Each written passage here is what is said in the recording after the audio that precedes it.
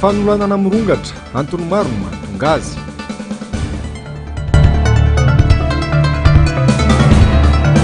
Raha mikasika ny solombam-bahoaka fetra laminjafimbololona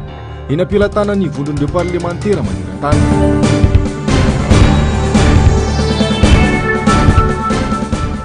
Raha raha-mpifidianana didim-panjakana 5 mbola tsy navoaka ny fanjakana.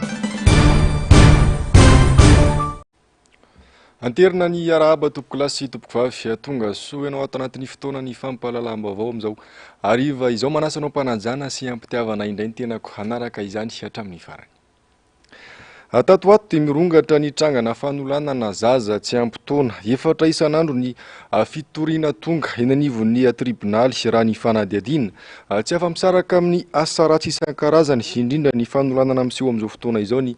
fiparitahan'ny zava-mahadomelona eto amintsika. Singa iray heverina ho antony voalohany mahatonga ny lehilahy manao izay filandrasiny izay io fidorohana zava-mahadomelona io. Mila amafisina ny fanabeazana ary tokony iray maso akaiky ihany koa ny vahaolana sy ny fianakaviany mba tsy ananasakana eo amin'ny fiarahamonina. Fanadihadiana nataon'ny mpanao gazetry Yavitra Solonlehibe sy Tahirinena. Tato anatin'ny 5 andro trangana fanolanana zaza tsy ampy taona 420 no voaisa ary tonga eny ampilatanan'ireo manam-pahefana. Isan'ireo ny niseho ny alahady teo ka namoahana filazana fampikarohana ny tovolahy nanolana sy nanao erisera tamina zazavavy vao enitaona tany Meritsy Atosika. Trahatehaka ny polisy pirenena tetsy Anosibe Rawily rehefa nitsoaka taorian'ny asa ratsiny. Manomboka mijoro ny rehetra maneho ny atezerany amin'ny endriny samihafa manoloana ny abibiana nataon'ity lehilahy amin'ny zazakely ity. Lasibatra tato ato ny zazakely latsaky ny 10 taona. Antony maro no mety mahatonga ireny filan-dratsy tsiry hoy ny mpitsabo momba ny saina ary tsy voatery hisy arety saina ny lehilahy mahavita manao ny abibiana amin'ny ankizy toy izao. Fa mandray endriny zava-mahadomelona zay dia afaka ilay inhibition zany na ilay mahasakana an'ilay olona hoe tokony tsy hanana filana amina zazakely na tsy tokony hanana filana amin'ny olona iray raha amiko ray tampo na ray aman-dreny na zanaka ka mahatonga ny olona manao zavatra tafahoatra ny tokony ho hisy dia tsy voatery ihany koa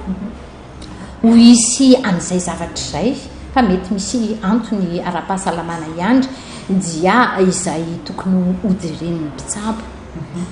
Ny fiovan'ny zavatra manodidina ihany koa dia mety mahatonga ny olona manita-kevitra ihany koa amin'ny ireny dia mazava ho azy ireny horonan-tsary mamofady ireny dia mampitombo ny fitsirirritana eo amin'ny olona anankiray ka manala ilay inhibition arak'ilay fitenenaka ka mahatonga n'ilay olona hanao zavatra tafahoatra ny tokony isy na mampitombo ny filana ao aminy ka filana ny eo papana no ny tokony hisy eo amin'ilay olona anankiray. Mila mafisina ny fanabeazana ny rehetra na ireo ankizy na ireo tanora. Izay ihany no vahaolana tokana heverina ampiana ity fihetsika ity raha ny fanazavana trany. Eo ny fandrarana ny fijerena horonan-tsary na sary mamofady sy ny tsy tokony andraisana zava-mahadomelona. Trangana fanolanana 4 isan'andro no voarainy eny anivon'ny fitsarana raha ny tarehimarika. Ankoatra ny fahasahin'ny olona mitoroka ny fanolanana dia mila fandraisana antanana ratsaina ireo voany izany mba tsy ho lasa sakana amin'ny fivelaran'ny mahaolona sy eo amin'ny fiarahamonina ny trangano sedrainy.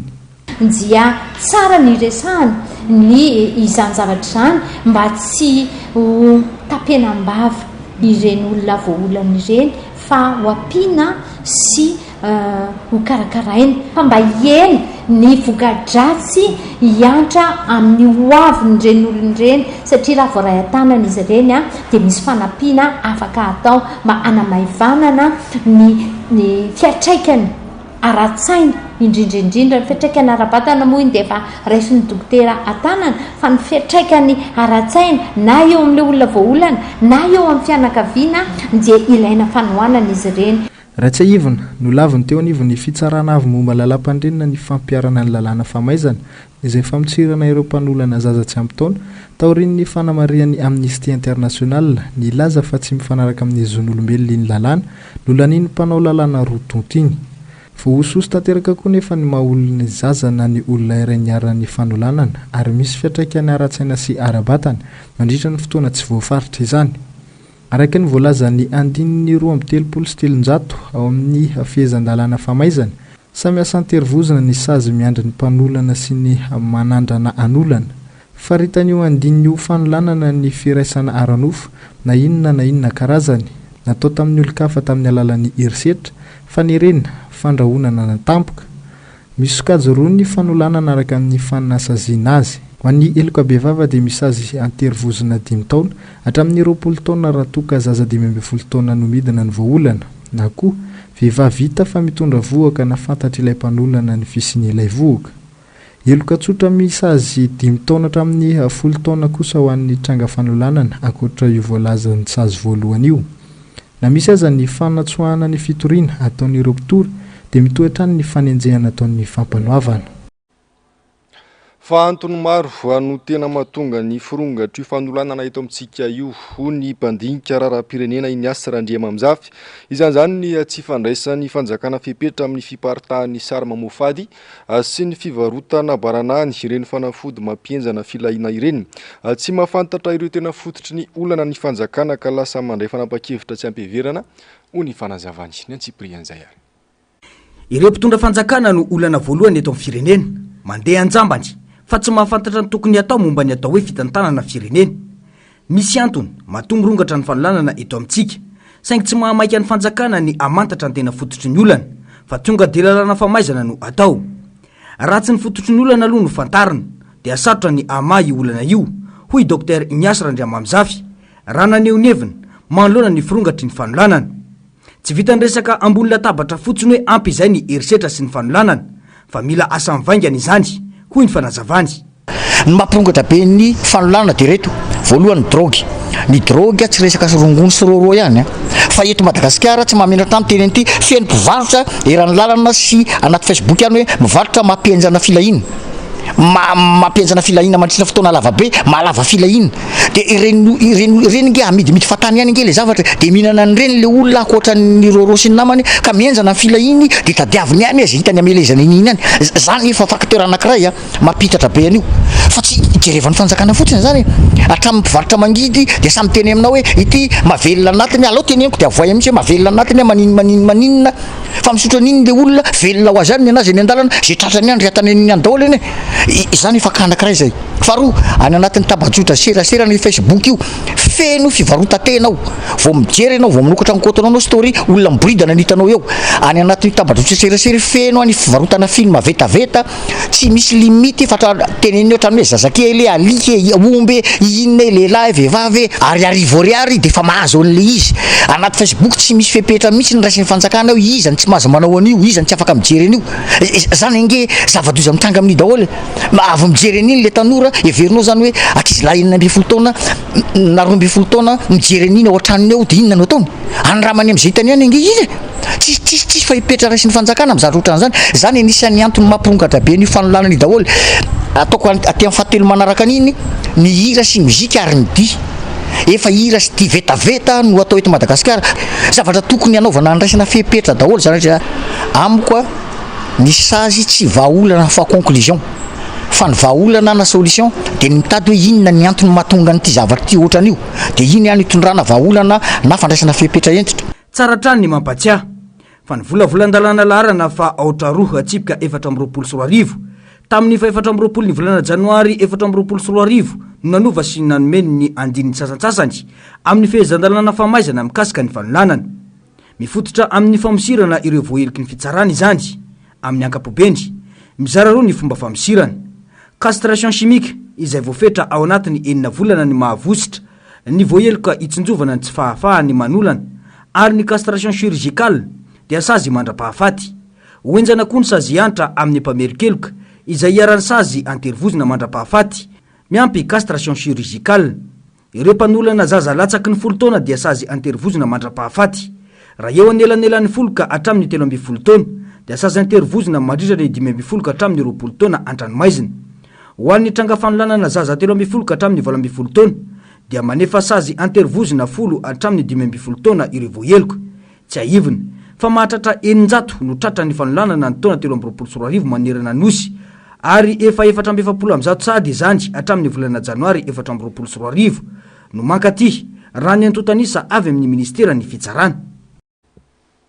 Izay ny vaovao makasika ny fanolanana fa ivadika eo ny pejy ny politika kosa isika manomboka eto. Anova zavatra maro eto amin'ny firenena ny fahazahoan'ny vovonana politika firaisankina ny maro anisa. Eny anivon'ny anteny miram-pirenena ho ny mpanao politika Ignace Randriamamizafy tamin'ity androany ity. Ny 20% ny mpifidy voasoratra anarana tamin'ny fifidianana farany teo no anisany manana andraikitra voalohany amin'izany ho ny fanazavany. Raha misy tokoa ny firaisankina dia hoavitra ny fiainam-bahoaka sy ny firenena. Ary iova ny fiainan'ny malagasy haorian'io fifidianana io. Zero Maimenzanary sy Mathieu Prince. Manodidina ny 120 tapitrisa ireo mpifidy voasoratra anarana nandritra ny fifidianana farany teo. Ny 20 isanjato tamin'ny ero ihany no tonga ny fidy izay nakana ny vato azo ny voalaza fa lany tamin'izany fotoana izany. Raha io taray marika io dia midika fa mbola misy 20 isanjato mpifidy no tsy nifidy ny voalaza fa filoham-pirenena ankehitriny. Azo heverina fa vato ny vondron'ireo kandida io 20 isanjato io. Tsy sarasalana ny fahazahoany vondrona politika firaisankina ny maro anisa raha ireny no jerena hoy Ignace Randriamamizafy. Ny antokoroa matanjaka dia ny tima sy ny prositeny izay nifanaraka tamin'ny fifidianana farany teo rahateo no isany ao anatiny ity vondrona politika ity hoy ny fanazavany. Raha mahay mametraka ny kandidany ny olona ao anatin'le firaisankina hoe tena tia azo antoka ny fandreseny manana ny voalohany aloha ny foto-kevitra entin'ny joro mampandany ny tenany izy ary voany amin'ny faharoa mba misy moyen koa ahafahany manao an'le propagande za mino fa 80% no législative io lasany ao amin'izay sanky raisina tamin'ny voka-pifidianana tamin'ny mois de décembre teo iny 25% 20% zany raha ny tena réalité no nandeha nifidy dia le 20% iny no niraisina hoe zato isanjato dia nahazo 85% le filohan'ny république. Zany hoe zany nisy olona 80% zany tsy nandeha nifidy dia ao anatin'ny 80% tsy nandeha nifidy io dia azoko lazaina hoe ny 20% ndreo zany lay majorité silencieuse fa ny 60% zany nanaraka nylay C11 tsy nandeha nifidy. Zay zany rapport de force zay dia raha mahay mametraka tsara zany ny collectif na izy 5 izy na le anina iny mitaonan'ny olona andeha fidy dia itrereto zany hoe misy olona 80% zany andeha fidy dia ny 80% moatra ny 20% nalany an'le filohan'ny république manaka aiza hoe zany rapport de force amin'izany. Dia raha zay zany jerevana zay sifra zay dia mitongilana any ampanotra aloha zany any mety voka-pifidianana. Tsotra ny vahaolana ho amin'ny vahoaka malagasy manona izao zava-misy izao dia ny fandehanana mifidy sy ny fanaraha-maso ny voka-pifidianana isaky ny mpirofandatsam-bato hoy ny fanazavana. Azo atao tsara ny miaro ny alabato amin'ny fifidianana législative satria io nge vokatra par district dia ilay olona kandida zany tokony hanao ny fomba rehetrarehetra irovan'ny alabato irovana ny tsisin'ny alabato any amin'ny district tsirairay irotsahany zay fotsiny dia mahavita an'io. Anisan'ny système mafana miady amin'ny alabato ary vao mahazo vokatra ianao na ny 10 isanjato fotsiny azonao anatin'ny bureau fifidianana rehetrarehetra 10 isanjato dia publiena iny avoaka ho fatabahoaka iny hoe zao vokatra taty. Fa raha tsy avoakanao iny fa miandry nisy ny ACC amoaka ianao dia vaininy any dia rehefa mivoaka ny any dia tsy sarotra be. Fa raha vao avoakanao mialony ianao ary azo atao nge maka zany amin'izao fotoana izao satria efa rakotry ny réseau na télécommunication nge ny bureau fifidianana rehetrarehetra io nge azo alefa sariny hoe na namanao any na tsy déléguénao ary fa mba namanao any nge afaka mandefa ny any aminao omena numéro hoe mba tsy hoe amin'ity izy vokatra any aminao azonao publiena nge iny dia rehefa publienao iny dia tsy maintsy miahiahy ihany ny ary amin'ny mpangalabato reny. Mpangalabato nge ao nivoan'ny district foana ny tena manao ny alabato ao no manovanova PV sy ny namany io. Anova zavatra maro eto amin'ny firenena ny fahazahoany ny vondrona politika firaisankina ny maro anisa. Lalana iray ahafahany malagasy maro anisa manatratra ny tolona izay efa natomboka teto izany ho hatrany ny fanazavany. Fa mafy ny masotsiva napetraky ny vovonana firaisankina ho an'izay ho kandida ho solombavam-bahoaka apetraka isaky ny distrika ho ny fanazavana ho tombontsom-bahoaka no anton'izany sy ranambara ny mandataire n'ity vovonana ity. Jasin'Andriamalala sy mbola avatsara. Ho tombontsoam-bahoaka dia ho mafy ny sivana apetraka ny vovonana firaisankina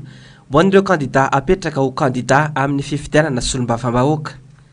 Raha mahita ny zava-misy eo amin'ny anteny miram-pirenena ankehitriny fa manara-dreny rano fotsiny manaka izay tiany fahefana mpanatanteraka ireo solombavam-bahoaka.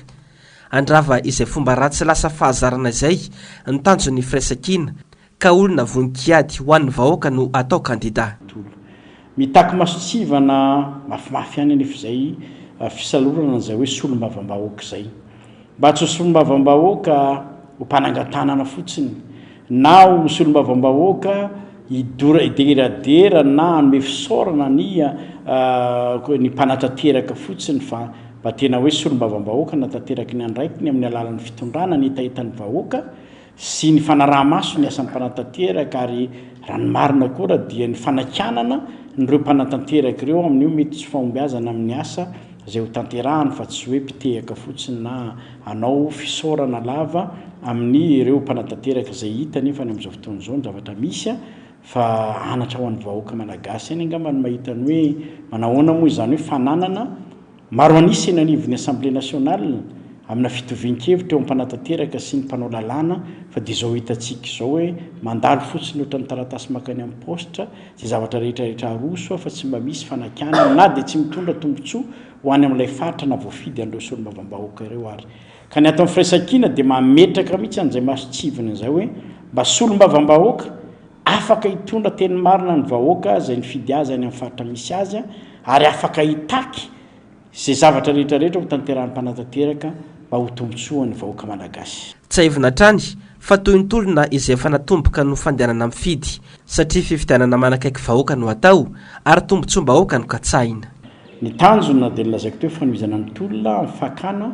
maro anisa eo anivony antenimieram-pirenena amin'ny fisafidianana ireo solombavam-bahoaka izay rotsaka ho fidiana ao anatin'ny distrika 7 manerana ny nosy. Dia hoe firaisankina azy zay moa zany dia misy an'ilay fiteny malagasy manao hoe izay mitambatra ny vato ary firaisankina no hery dia ho tanterahanay tokoa arabaky teny izay fanehoana firaisankina amin'ny ireo antoko rehetrarehetra mandrafitra an'izany vovonana izany mba hikendrena ny azahoana ny maro anisa eo anivony assemblée nationale. Arak'izany dia amita iraka ho an'ny vahoaka ny fidy azy sy ny distrika solon-tena ireo solombavam-bahoaka apetraka ny vovonana firaisankina. Anjara ny olom-pirenena ny mandeha mifidy ametraka izay heveriny fa mendrika asolo-tena azy mba tsy hanao izay tiany atao ny mpitondra fanjakana. Manodidina izay vaovao ny fifidianana ho solombavam-bahoaka izay hatrany didim-panjakana 5 manodidina ny fifidianana no mbola tsy navoaka ny mpitondra hatramin'ny androany. Manoloana izany indrindra dia mitaky ny hamoahana ireo didim-panjakana ireo ny kandida ho solombavam-bahoaka ao amin'ny boriboritany faefatra Rina Randriamasonoro. Yasin'Andriamanala Simbola avatsara. Didim-panjakana manodidina ny fifidianana milaza ny antsipiria ny fifidianana no mbola tsy navoaka ny mpitondra fanjakana hatramin'ny androany. Mampametra-panontaniana ny antony tsy namoana izany mandrakandroany hoy ny nambarany kandida ho amin'ny fifidianana solombavam-bahoaka Rina Randriamasonoro. Raha manao tsy fotsiny tsika tamin'ny 2019 tamin'ny voalohan'ny volana febroary raha volana mena fifidianana député nefa mivoaka daholo ny décret anankifito makasika an'izay fifidianana izay. Androany tsika efa manitsaka ny volana mars mbola misy décret anankidimy mbola tsy navoaka ny fitondrana. Inona ny antony tsy hamoahana an'izany mety misy calcul ambadika any ka nefa izay dia efa hitantsika hoe tsy fanomezana lanja mitovy sy chance mitovy ho an'ny candidat rehetrarehetra. Androany tsika zany zao mbola tsy mahalala mbola tsy mivoaka na ny décret portant organisation ana élection ary mbola tsy fantatra hoe rovina no mametraka ny dossier de candidature ny candidat rehetrarehetra. Ny seninona nanao proposition fa mbola tsisy décret namarina an'izany. Mbola tsy fantatra inona avy ny atao tantaratasy ilaina. Mbola tsy fantatra hatramin'ny androany hoe député firy moa no fidina.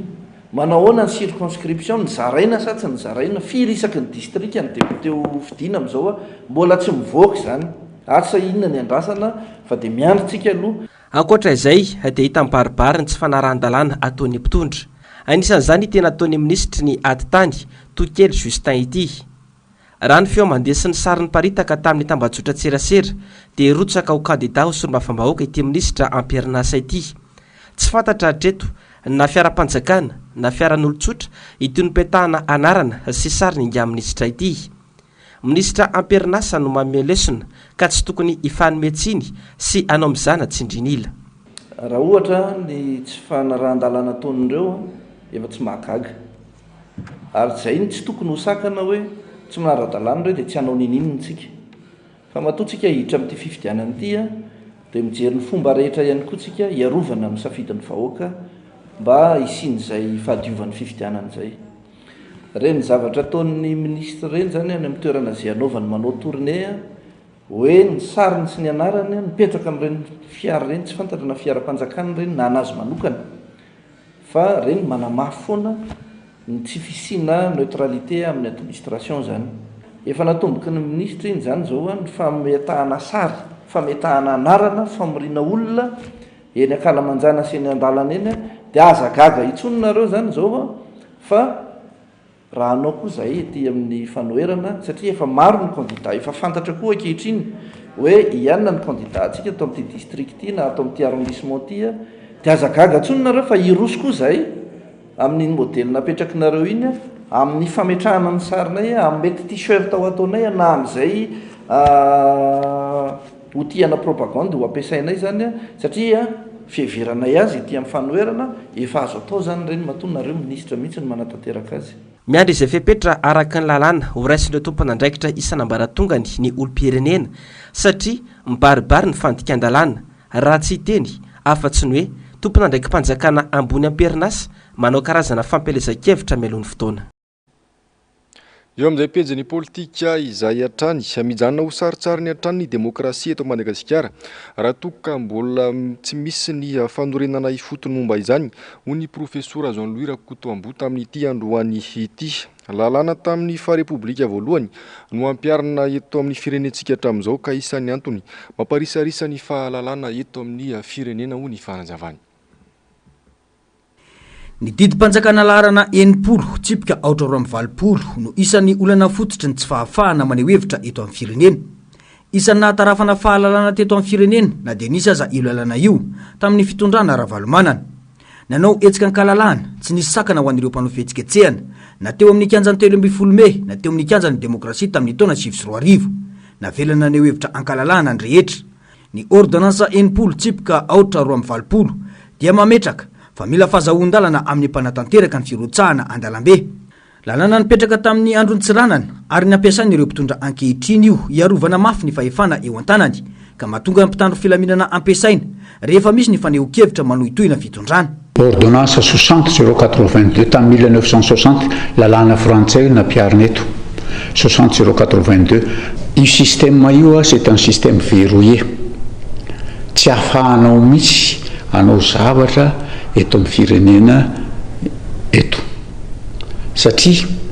tamin'ny fifidianana teo aloha teo any nanana candidat nanana député maro ny tim nanana ny SVM nanana ny ataotsy hoe MMM sy ny sisa fa vitsy anisa dia nahavita iny natao amin'ny firenena reny nahavita ave reny ataotsika hoe mise en accusation nahavita ave enquête parlementaire nahavita ave proposition de loi ka lany tao nahavita ave motion de censure nahavita ave empêchement tsy fa seza fotsiny dia zay satria le système verrouillé dia io zao a raha ny tokony ho izy tokony mahovana lalàna io a fa tsy ordonnance ntsony loi dia ny assemblée nationale tokony manovana io sy ny sénat raha vadika lalàna dia hoe ny parti politika tsy tokony fehiziny io fa ny asan'ny parti politika raha tsy eo amin'ny fitondrana izy ohatra indreny ataon'ny tim reny midina ny fotony mitily ny filana. Tsy tokony iandry io fanjakana tsy anatsara ny fototra na ny socle demokratika io intsony ny antoko politika sy ny hery-velona eto amin'ny firenena. Azo atao tsara ny mandravo-kevitra ka mampafantatra izany eo amin'ny vahoaka amadiana izany ho lalàna. Ny vahoaka ihany no tompon'ny fanapahan-kevitra farany. Tamin'ny dingana voalohany tao amin'ny fifidianana filoham-pirenena iny dia fantatry ny vahoaka malagasy hatrany ambanivohitra any fa hoe misy tsy mety tokoa les règles de jeu zay capital be zay. Dingana faharoa ahoana ny valorisenana iny ampanjarana iny amin'izay dia zay ny eritreritra hitaiza mety ho diso ny hoe andao ary retony tsy mety inavy le mety anefa le règle de jeu rehetrarehetra dia amin'izay fotoana izay mena ny vahoaka io satria izy ny tompondraraha ampahafantarina zao tontolo zao hoe io no metimety koa no zao iainana zao dia manao bloky amin'izay tsika rehetra dia vahoaka io ny tompon-draraha rehefa io nanongana firenena fitondram-panjakana zoan'ny feno zany a zay teza tsy ary fa avela izy anao ao vela ongany eo amin'izay io azo atao tsara ny mamadika io didim-panjakana io ho lalàna saingy mila avahana tsara ny andraikitry ny antoko politika izay tsy eo amin'ny fitondrana toy ny fampafantarana ny vinany antoko ny fanadiadiana ny zavamisy iainan'ny vahoaka ary ny fameloma maso ny antoko raha voafaritra mazavy ireo tsy hisy fitondrana matahotra fanonganam-panjakana tahaka ny misy eto ankehitriny ka manao fitaovana io didim-panjakana io hatreto aloha dia nididy jadona larona lakrimogène atrany no hiatra amin'ireo izay te aneo ny heviny eny Ankalamanjana ho hiatrany ity profesora ity fa nangataka fanazavana sy vavao amikasika ny raharaha ny solomam-bahoaka fetra lamizafimololona nivondro ny parlementera maniran-tany tamin'ny alalan'ny taratasina alefan'izy ireo ho an'ny filohan'ny antenimieram-pirenena malagasy omaly alatsinainy anaramaso akaiky ary andinika ity raharaha ity nivondro ny antenimieram-pirenena iraisan'ny pirenena amin'ny alalan'ny fivorim-be fanaon'izy ireo iavitra solondehibe sy antry rakotomalana nilatsaka ny taratasy avy amin'ny vondron'ireo parlementera maneran-tany manoloana ny samborana sy ny raharam-pitsaran'ny solombavim-boaka ny Madagasikara sady lehibe ny vondrana parlementera tiako Madagasikara raha lamizafimbololona fetra voalaza anatin'ilay taratasy miantefa amin'ny filohan'ny antenimieram-pirenena malagasy ary nosony avy ny sekretera jeneralny'ity vondrona ity fa nahazo fitarainina vaovao ny komitin'ny zony parlemanta ao amin'ity vondron'ny parlementera maneran-tany ity narirariran'ny fitsarana hatrany ny famoahana ny didim-pitsarana momba azy ny emitra intelo ny fivoahan'ny didim-pitsarana mikasika ny solombavim-bahoaka raha lamizafimbololona izay nambara fa nitarika vahoaka anao fihetsiketsehana tsy nahazo alalana ny 8 novambra tetsy Mahamasina nandritra ny hetsika fotsy niarana tamin'ny vondron'ireo kandida izany tokony ny voaka ny 12 desambra 2024 dia ny emitra 30 janoary 2024 ary nandrasana indray ny 6 febroary ary ny vaovao farany dia amin'ny 12 ny volana martsa izao no voalaza fa amoahana ny didim-pitsarana momba azy nilaza ihany koa ny fitsarana avy momba ny lalam-panorenana fa tsy manana fahefana mikasika io raharaha io rehefa nanontaniana mikasika ny fandika andalana tamin'ny fisamborana azy satria tao anatin'ny fivoriana ara-potoana ny batana azy tamin'ny kerisetra sy nitazonana azy nandritra ny fotoana naharitra tetsy fiadanana nangataka amin'ny filohan'ny antenimieram-pirenena malagasy ny anomezana vaovao momba ity raharaha ity ny vondron'ireo parlementera maneran-tany amin'ny alalan'ny komity mpiaro-ny zon'ny solombavim-bahoaka manontany ireo andraikitra tandrify efa noraisin'ny antenimieram-pirenena malagasy ho fiarovana ny solombavim-bahoaka raha lamizafimbololona manoloana ity raharaha ity ihany koa izy ireo nandritra ity fampahafantarana antsoratra ity ihany koa no nanararotan'izy ireo nampilazana fa hodiniana mandritra ny fivoriana fa 720 ataon'ny UIP any Genève ny 13 hatramin'ny 17 ny volana martsa izao ny raharaha fetra raha lamizafimbololona nangataka ny andefasan'ny afarany izay ingana ireo tatitra sy vaovao mikasika ity raharaha ity mba ahafana mandinika ny raharaha mandritra ny fivoriana iarahan'ny antenimieram-pirenena any Suisse ny sekretera jeneralny UIP Ratsaivana nilaza ny filoha-hevitry ny antenimieram-pirenena nandritra ny famarana ny fivoriana tsy ara-potoana farany nanoloana ny governemanta fa tsy ekena ny fisamborana ny solombavim-bahoaka anatin'ny fivoriana ara-potoana izay voafaritra ny lalàna nijanona ny raharaha satria hain'ny rehetra fa nisy solombavim-bahoaka avy amin'ny antokony fitondrana voaroiroy tamin'ny resaka varoloha tao Mahajanga fa nytanina mipetraka avokoa araka izany ny hoe androm-panjakana iarovana olon-tokana miaraka amin'ny fitondrana ve ity androm-panjakana ny antenimieram-pirenena Tsimbazaza ity fa mitotonga na izay tsy izy ny komuna Antananarivo renivohitra toa ny Madagasikara ihany tsy na vahaolana ny loranjy na amin'ny lafininina na amin'ny lafininina vokatry ny tsy faiza mitantana ka miteraka olana arabola no antony izao fahampotena Antananarivo renivohitra izao tsy velona sy tsy mandroso Antananarivo raha tsy misy ny fanomezana avy any ivelany ho ny fanehoan-kevitra samihafa Yasina Andriamalala sy Ambola Avatsara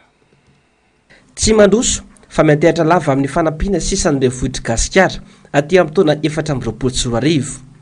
hatramin'ny fitantanana ny fako eto an-drenivohitra dia iandrasana fanampiana avy any ivelany tsy hoe ny loharano-bola na vola nefa ny tsy misy fa tsy maiza mitantana no miteraka izao olana goavana eto an-drenivohitra izao manodidina ny 5 miliara ariary ny vola niditra tamin'ny komuna ny taona 2024 raha tsy laza afa-tsy taona io isika ny vokany kosa etsikilany feo lavaka ny lalana ny fako tsy voaroaka ny karaha mampiasa tsy voaloara-dalàna amin'izao fotoana izao tsy maharin-dosa amirery ny commune Antananarivo renivohitra fa miantehatra fanampiana avy any ivelany sisa vao afaka mandroaka fako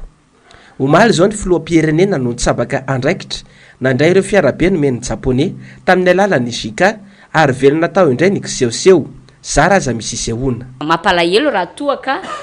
voatery tsy maintsy etehatra amin'ny mpiara-miombona antoka foana zany ao anatin'izay resaka fanesorana ny fako zay na zanaty zany a sady efa fahita teto ihany koa ny hoe talohany nidiranay teo amin'ny andraikitra mampanolo-tsaina nidiran'ny be ny tanàna teo a dia narantiranty a ny camion a orange ny bakanjordira orange tamin'izany fotoana hoe tena hiasa zany zay mpitantana ho tonga eo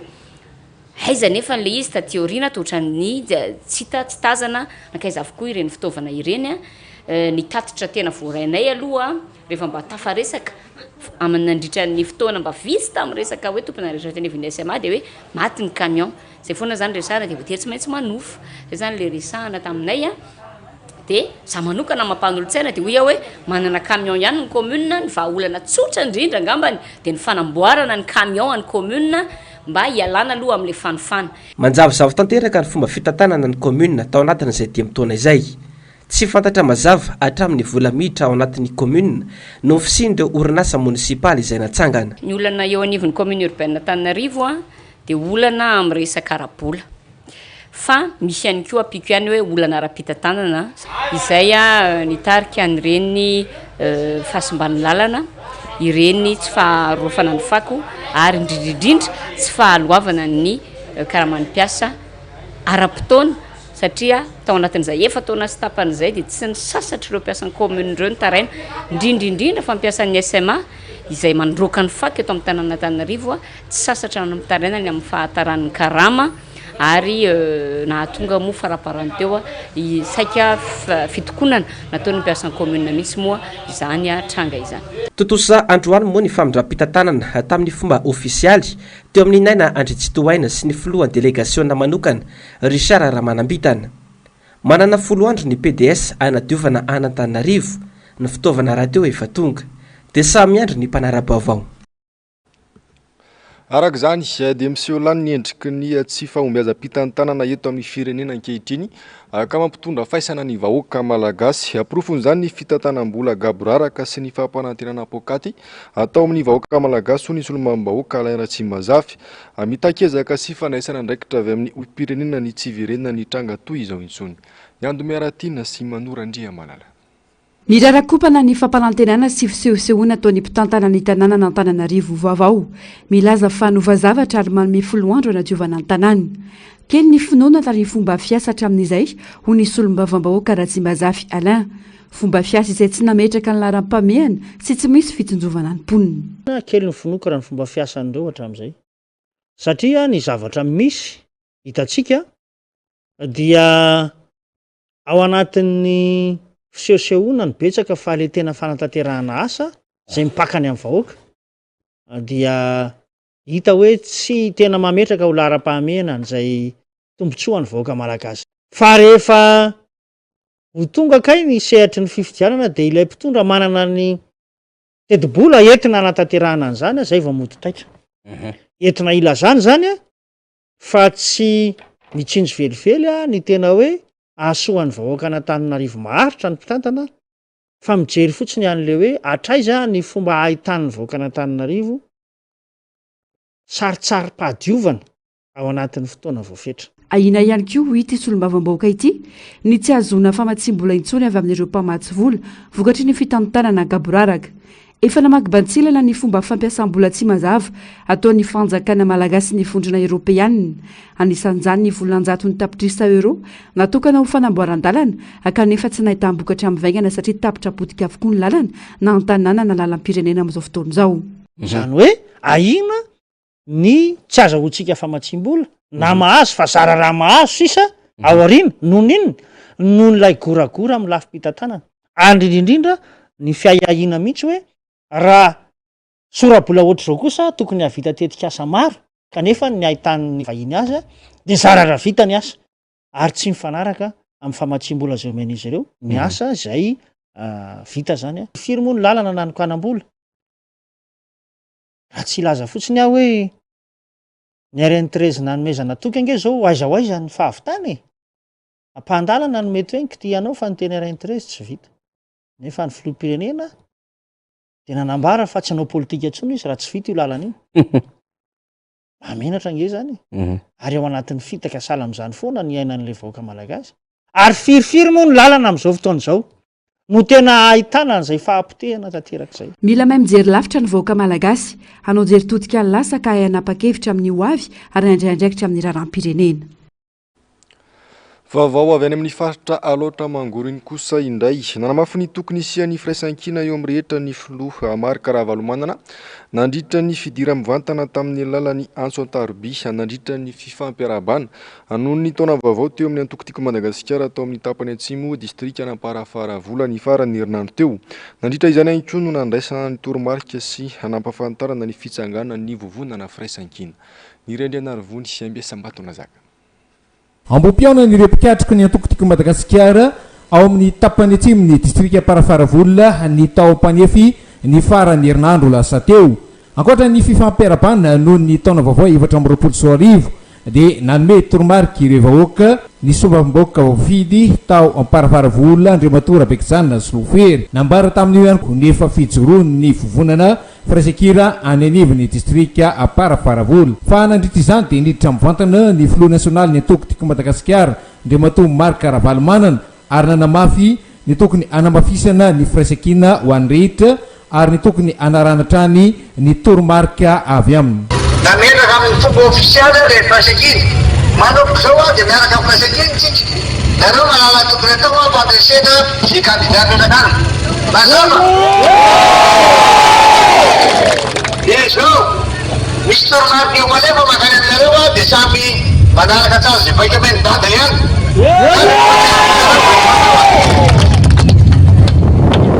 zay a fa manamafy ny fanetanana vahoaka Parafaravola ny amin'ny tokony anoizana ny fanaramaso ny lisitry mifidy ny sombam-bahoaka voafidy tao Parafaravola Rabekijana sy Lofery tokony fifidianana fanavotam-pirenena ary fifidianana deuxième tour n'iny a présidentielle iny satria 5 isan-jato fotsiny tapandraisana anjara ny fifidy tamin'iny misy 5 isan-jato zany a tsy tonga amin'ny fidy ka dia manentana ny vahoaka tao anatin'ny distrikana Parafaravola ho tonga andray anjara amin'ny fifidianana io satria alavitra amin'ny firenentsika tia no tanjona dia aka majorité parlementaire rehefa azo majorité parlementaire afaka manaraka ny article 54 ao amin'ny lalam-panorenana dia ny resaka premier ministre sy ny membre gouvernement ary afaka manao ny motion de défiance tonga ny am'izay tanjona zay ny ao amin'ny majorité parlementaire hoatsika mpifidy rehetrarehetra efa tapitra iny ny fanavozana mpifidy ny lisy mpifidianana nefa miverina any amin'ny pokotany mbola jero indray mandeha mandrapatonga 20 mars ny anaranareo a mba ho ao anatin'ny lisy mpifidianana amin'ny fandraisana anjara an'ity mpifidy ity lafim-baovao ny toe-karena mila fahasaina politika sy fahaizana mikajy ny teti-bola ny fampihenana ny fanafarana vary araka ny fangatahany tahirim-bola iraisam-pirenena ho ny mpahay toe-karena tafaresaka tamin'ny mpanao gazety tamin'ity androany ity ny hita nefa mitombo hatrany io fanafarana vary io izay sokajiana ho isan'ny mamotika ny siam-pamokarana ka tsy mahagaga raha mihibatra ny sandany ariary eto Madagasikara hiavitra solondraibe sy tahirinena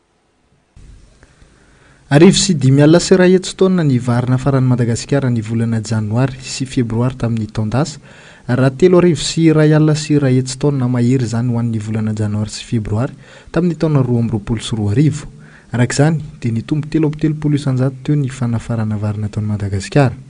manoloana izany dia miantso ny fanjakana malagasy ampihena ny fanafarana variny avy any amin'ny tahirim-bola iraisam-pirenena ao anatin'ny tatitra nataon'izy ireo ny taona 2024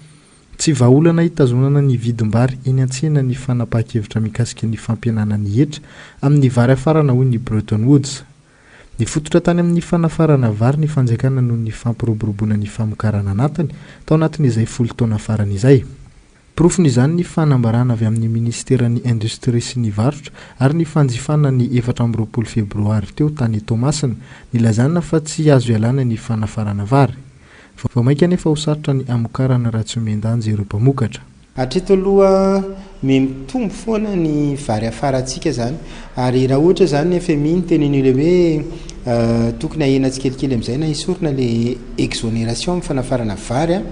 dia mba compétitif kokoa le vary eto toerana, le vary local zany ary hitako hoe rarana le izy ary hitako hoe tokony hiova le politika mpanjakana mahakasika ny vary io. Mazava ho azy fa tsy hoe rahampitso dia tsy hanafatra intsony satria lasa mety hiteraka crise hafa indray zay fa tokony mandeha makany amin'izay le hoe